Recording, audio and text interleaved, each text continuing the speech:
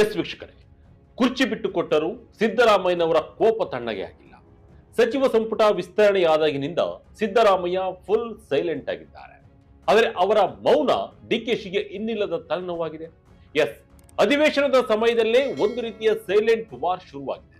ಹೌದು, ಮುಖ್ಯಮಂತ್ರಿಯಾಗಿ ಡಿಕೆ ಶಿವಕುಮಾರ್ ಅವರ ಮೊದಲ ಅಧಿವೇಶನವನ್ನು ಯಶಸ್ವಿಯಾಗಿ ಎದುರಿಸಿದ್ದಾರೆ. ಆದರೆ ಅವರ ಮುಂದಿರುವ ಸವಾಲುಗಳು ಅಧಿವೇಶನಕ್ಕಿಂತಲೂ ಭಯಾನಕವಾಗಿವೆ. ಒಂದು ಕಡೆ ಮಾಜಿ ಸಿಎಂ ಸಿದ್ದರಾಮಯ್ಯರವರ ನಿಗೂಢ ಮೌನ, ಇನ್ನೊಂದು ಕಡೆ ಸಚಿವ ಸ್ಥಾನದ ಆಕಾಂಕ್ಷಿಗಳ ಬಂಡಾಯ, ಮತ್ತೊಂದು ಕಡೆ ಅಹಿಂದ ವರ್ಗದ ಸಂಘಟನೆ.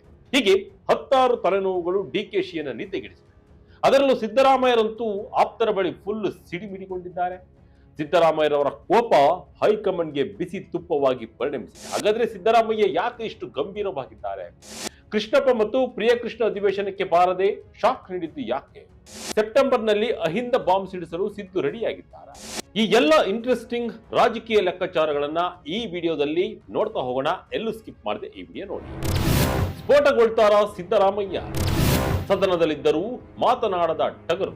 ವೀಕ್ಷಕರೇ, ವಿಷಯ ಏನಂದ್ರೆ, ಅಧಿಕಾರ ಕಳೆದುಕೊಂಡ ನಂತರ ಸಿದ್ದರಾಮಯ್ಯರವರು ಒಂದು ರೀತಿಯ ಅಂತರವನ್ನ ಕಾಯ್ದುಕೊಂಡಿದ್ದಾರೆ. ಅದರಲ್ಲೂ ಸಚಿವ ಸಂಪುಟ ವಿಸ್ತರಣೆ ಸಂದರ್ಭದಲ್ಲಿ ಸಚಿವರ ಪ್ರಮಾಣ ವಚನ ಕಾರ್ಯಕ್ರಮಕ್ಕೆ ಬಾರದೆ ಪರೋಕ್ಷವಾಗಿ ಸಿಟ್ಟು ಹೊರಹಾಕಿದ್ರು.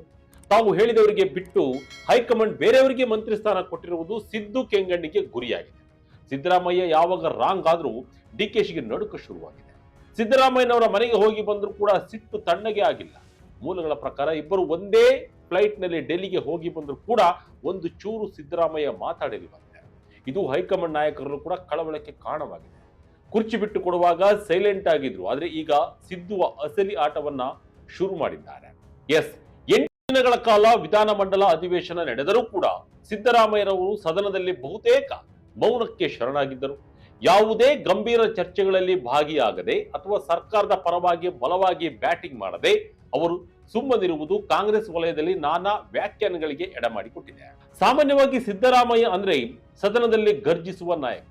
ಆದರೆ ಈಗ ಅವರು ಯಾವುದೇ ಪ್ರತಿಕ್ರಿಯೆ ನೀಡದೆ ಅಂತರ ಕಾಯ್ದುಕೊಂಡಿರುವುದು ಡಿಕೆ ಶಿವಕುಮಾರ್ ಅವರಿಗೆ ದೊಡ್ಡ ಆತಂಕವನ್ನು ತಂದಿದೆ.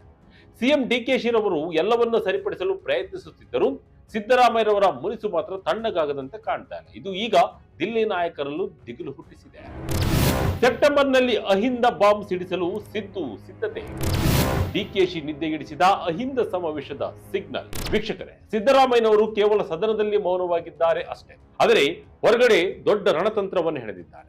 ಈಗ ಮೊದಲು ದಸರಾ ನಂತರ ಅಹಿಂದ ವರ್ಗವನ್ನ ಸಂಘಟಿಸಲು ರಾಜ್ಯ ಪ್ರವಾಸ ಮಾಡುವುದಾಗಿ ಹೇಳಿದ್ದ ಸಿದ್ದರಾಮಯ್ಯ ಈಗ ಆ ನಿರ್ಧಾರವನ್ನ ಬದಲಿಸಿ ಸೆಪ್ಟೆಂಬರ್ನಲ್ಲೇ ಅಹಿಂದ ಸಮಾವೇಶವನ್ನು ನಡೆಸಲು ಮುಂದಾಗಿದ್ದಾರೆ. ಅಹಿಂದ ಸಮಾವೇಶ ಸಿದ್ದರಾಮಯ್ಯ ಅವರಿಗೆ ಅದೆಷ್ಟು ಬಲವನ್ನು ತಂದುಕೊಟ್ಟಿದೆ ಅನ್ನೋದಕ್ಕೆ ಇತಿಹಾಸವನ್ನು ಒಮ್ಮೆ ಮೆಲುಕು ಹಾಕಿದ್ರೆ ಸಾಕು.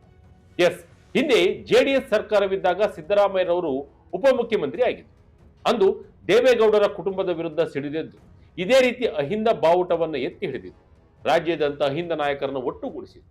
ತಮ್ಮ ಬಲವನ್ನ ಮತ್ತಷ್ಟು ಗಟ್ಟಿ ಮಾಡಿಕೊಂಡು ಮುಂದೆ ಏನಾಯ್ತು ಅನ್ನೋದು ಇತಿಹಾಸ. ಈಗ ಅದೇ ಹಾದಿಯಲ್ಲಿ ಸಿದ್ದರಾಮಯ್ಯ ಸಾಗುತ್ತಿದ್ದಾರೆ ಎಂಬ ಆತಂಕ ಹೈಕಮಾಂಡ್ಗೆ ಶುರುವಾಗಿದೆ. ಈ ಹಿಂದೆ ಸಿದ್ದರಾಮಯ್ಯ ಅಹಿಂದ ಸಮಾವೇಶ ಮಾಡಲು ಹೋದಾಗಲೆಲ್ಲ ಡಿಕೆ ಶಿವಕುಮಾರ್ ಹೈಕಮಾಂಡ್ ಮೇಲೆ ಒತ್ತಡ ತಂದು ಅದನ್ನು ತಡೀತಾ ಇದ್ರು. ಆದರೆ ಈಗ ಸಿದ್ದರಾಮಯ್ಯ ಮುಖ್ಯಮಂತ್ರಿ ಅಲ್ಲದ ಕಾರಣ ಅವರನ್ನ ತಡೆಯುವುದು ವರಿಷ್ಠರಿಗೂ ಅಸಾಧ್ಯವಾಗಿದೆ. ರಾಹುಲ್ ಗಾಂಧಿ ಉಲ್ಟ ಹೊಡೆದಿದ್ಯಾಕೆ? ಸಿದ್ದರಾಮಯ್ಯ ಸಿಟ್ಟಿಗೆ ಅಸಲಿ ಕಾರಣವೇನು? ಸಿದ್ದರಾಮಯ್ಯರವರು ಇಷ್ಟೊಂದು ಸಿಟ್ಟಿಗೆ ಅಸಲಿ ಕಾರಣವೆಂದರೆ ರಾಹುಲ್ ಗಾಂಧಿರವರ ನಡೆ. ಮುಖ್ಯಮಂತ್ರಿ ಬದಲಾವಣೆ ಬಂದಾಗಲೆಲ್ಲ ರಾಹುಲ್ ಗಾಂಧಿ ಅವರು ಸಿದ್ದರಾಮಯ್ಯ ಬೆನ್ನಿಗೆ ನಿಂತಿದ್ರು. ಸಿದ್ದರಾಮಯ್ಯ ಜಿ, ಯಾವುದೇ ಕಾರಣಕ್ಕೂ ನಿಮ್ಮನ್ನ ಬದಲಾವಣೆ ಮಾಡಲ್ಲ, ನೀವೇ 5 ವರ್ಷ ಸಿಎಂ ಅಂತ ಹೇಳಿ ಕಳಿಸ್ತಾ ಇದ್ರು. ಇದನ್ನೇ ನಂಬಿದ ಸಿದ್ದರಾಮಯ್ಯ ಫುಲ್ ಆತ್ಮವಿಶ್ವಾಸದಲ್ಲಿ ಇದ್ದು ಸಿಎಂ ಕುರ್ಚಿಯಿಂದ ಕೆಳಗಿಳಿತೇನೆ ಅನ್ನೋ ಲೆಕ್ಕಾಚಾರದಲ್ಲೇ ಇರಲಿಲ್ಲ ಸಿದ್ದರಾಮಯ್ಯ.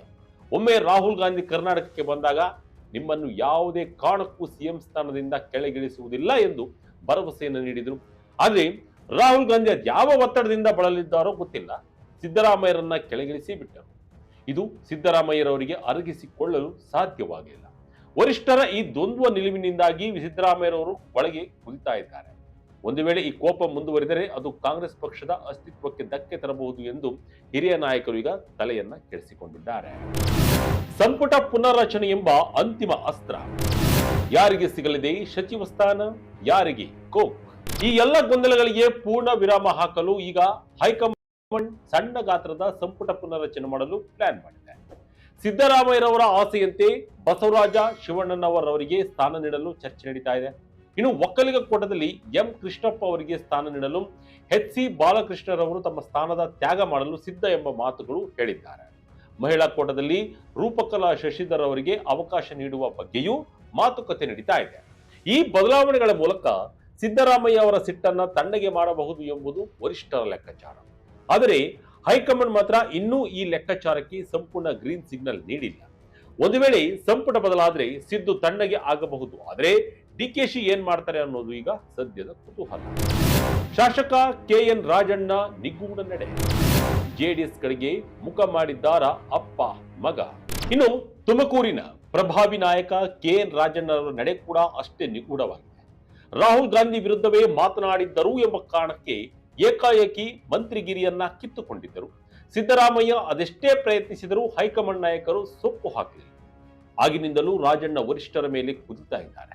ಡಿಕೆಶಿ ಸಂಪುಟದಲ್ಲಾದ್ರೂ ಸಚಿವ ಸ್ಥಾನ ಸಿಗುವ ಭರವಸೆ ಇತ್ತು, ಅದು ಕೂಡ ಈಡೇರಲಿಲ್ಲ. ಹೀಗಾಗಿ ರಾಜಣ್ಣ ಈಗ ಸಿಡಿದಿದ್ದಾರೆ.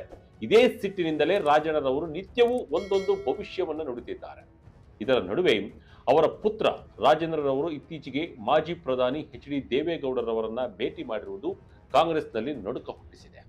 ರಾಜಣ್ಣ ಮತ್ತು ಅವರ ಪುತ್ರ ಜೆಡಿಎಸ್ ಸೇರ್ಪಡೆ ಆಗ್ತಾರಾ ಎಂಬ ಚರ್ಚೆ ಈಗ ಗಟ್ಟಿಯಾಗಿ ಕೇಳಿ ಬರ್ತಾ ಇದೆ. ಒಂದು ವೇಳೆ ಹಳೆ ಮೈಸೂರು ಭಾಗದ ಇಂತಹ ನಾಯಕರು ಪಕ್ಷ ಬಿಟ್ಟರೆ ಅದು ಕಾಂಗ್ರೆಸ್ಗೆ ದೊಡ್ಡ ಹೊಡೆತವಾಗಲಿದೆ. ಅಪ್ಪ ಮಗನ ಗೈರು ಹಾಜರಿ, ವಿಜಯನಗರದ ಕಿಚ್ಚು. ಎಂ ಕೃಷ್ಣಪ್ಪ ಪ್ರಿಯಕೃಷ್ಣ ಅಧಿವೇಶನಕ್ಕೆ ಬಂದೇ ಇಲ್ಲ.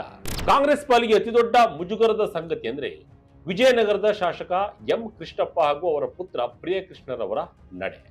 ಅಧಿವೇಶನ ನಡೆದ 8 ದಿನಗಳ ಕಾಲ ಈ ಇಬ್ಬರು ಅಪ್ಪ ಮಗ ಸದನಕ್ಕೆ ಒಂದು ದಿನವೂ ಹಾಜರಾಗಿಲ್ಲ. ಸಚಿವ ಸ್ಥಾನ ಸಿಗಲಿಲ್ಲ ಎಂಬ ಅತೀವ ಅಸಮಾಧಾನವೇ ಇದಕ್ಕೆ ಕಾರಣ ಎನ್ನಲಾಗ್ತಾ ಇದೆ. ಸ್ವತಃ ಸಿಎಂ ಡಿ.ಕೆ. ಶಿವಕುಮಾರ್ ಅವರು ಮತ್ತು ಕೆಪಿಸಿಸಿ ಅಧ್ಯಕ್ಷ ಬಿ.ಕೆ. ಹರಿಪ್ರಸಾದ್ ರವರು ಕೃಷ್ಣಪ್ಪರವರ ಮನೆಗೆ ತೆರಳಿ ಮನವೊಲಿಕೆ ಮಾಡಿದ್ದರೂ ಅದು ಫಲ ಕೊಟ್ಟಿಲ್ಲ. ಸದನಕ್ಕೆ ಬಾರದೆ ಅಂತರ ಕಾಯ್ದುಕೊಳ್ಳುವ ಮೂಲಕ ಅಪ್ಪ ಮಗ ಸರ್ಕಾರದ ಮೇಲೆ ಒತ್ತಡವನ್ನು ಹೇರ್ತಿದ್ದಾರೆ. ಇದು ಕೇವಲ ಕೃಷ್ಣಪ್ಪ ಅವರ ಸಮಸ್ಯೆ ಅಲ್ಲ, ಒಕ್ಕಲಿಗ ಸಮುದಾಯದ ಮತ್ತೊಂದು ಬಣವನ್ನ ಸಮಾಧಾನ ಪಡಿಸುವುದು ಈಗ ಡಿಕೆಶಿ ಪಾಲಿಗೆ ಸವಾಲಾಗಿದೆ. ಬಿ ನಾಗೇಂದ್ರ ರಾಜೀನಾಮೆಗೆ ಬಿಜೆಪಿ ಪಟ್ಟು, ಡಿಕೆಶಿ ಮುಂದಿನ ಹೆಜ್ಜೆ ಏನು?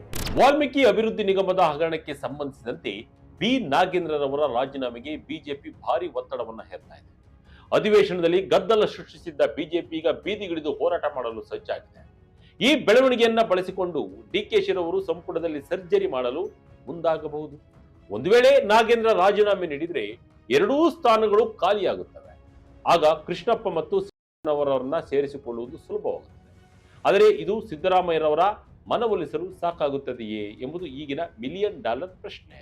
ಒಟ್ಟಾರೆಯಾಗಿ ಹೇಳುವುದಾದ್ರೆ ಕರ್ನಾಟಕದ ಕಾಂಗ್ರೆಸ್ನಲ್ಲಿ ಸಿದ್ದರಾಮಯ್ಯರವರ ಮೌನವು ಬಿರುಗಾಳಿಯ ಮುನ್ಸೂಚನೆ ಅಂತ ಕಾಣ್ತಾ ಇದೆ. ಡಿ.ಕೆ. ಶಿವಕುಮಾರ್ ಮುಖ್ಯಮಂತ್ರಿಯಾಗಿ ಅಧಿಕಾರ ನಡೆಸುತ್ತಿದ್ದರೂ ಸಿದ್ದರಾಮಯ್ಯರವರ ಮುನಿಸು ಮತ್ತು ಅಸಮಾಧಾನಿತ ಶಾಸಕರ ಬಂಡಾಯ ಅವರಿಗೆ ದೊಡ್ಡ ಸವಾಲಾಗಿದೆ. ಸೆಪ್ಟೆಂಬರ್ನಲ್ಲಿ ಸಿದ್ದರಾಮಯ್ಯ ಹಮ್ಮಿಕೊಂಡಿರುವ ಅಹಿಂದ ಸಮಾವೇಶವು ಡಿಕೆಶಿ ಪಾಲಿಗೆ ನುಂಗಲಾರದ ತುತ್ತಾಗುವ ಸಾಧ್ಯತೆ ಇದೆ. ಅಪ್ಪ ಮಕ್ಕಳ ಗೈರು ಹಾಜರಿ, ಸಚಿವ ಸ್ಥಾನಕ್ಕಾಗಿ ನಡೆಯುತ್ತಿರುವ ಕಿತ್ತಾಟ ಮತ್ತು ಹೈಕಮಾಂಡ್ನ ದ್ವಂದ್ವ ನಿಲುವು ಸರ್ಕಾರಕ್ಕೆ ಅಗ್ನಿ ಪರೀಕ್ಷೆಯಾಗಿದೆ. ಒಂದು ವೇಳೆ ಹೈಕಮಾಂಡ್ ಸಿದ್ದರಾಮಯ್ಯರವರನ್ನ ವಿಶ್ವಾಸಕ್ಕೆ ತೆಗೆದುಕೊಂಡು ಶೀಘ್ರವೇ ಸಂಪುಟ ಪುನರ್ರಚನೆ ಮಾಡದಿದ್ದರೆ ಮುಂದಿನ ದಿನಗಳಲ್ಲಿ ಕೈಪಾಳ್ಯಕ್ಕೆ ದೊಡ್ಡ ಮಟ್ಟದ ಆಂತರಿಕ ಸ್ಫೋಟ ಸಂಭವಿಸುವುದರಲ್ಲಿ ಸಂಶಯವಿಲ್ಲ. ಇದೇನಾಗುತ್ತೆ ಎಂಬುದನ್ನು ಕಾದು ನೋಡಬೇಕಿದೆ.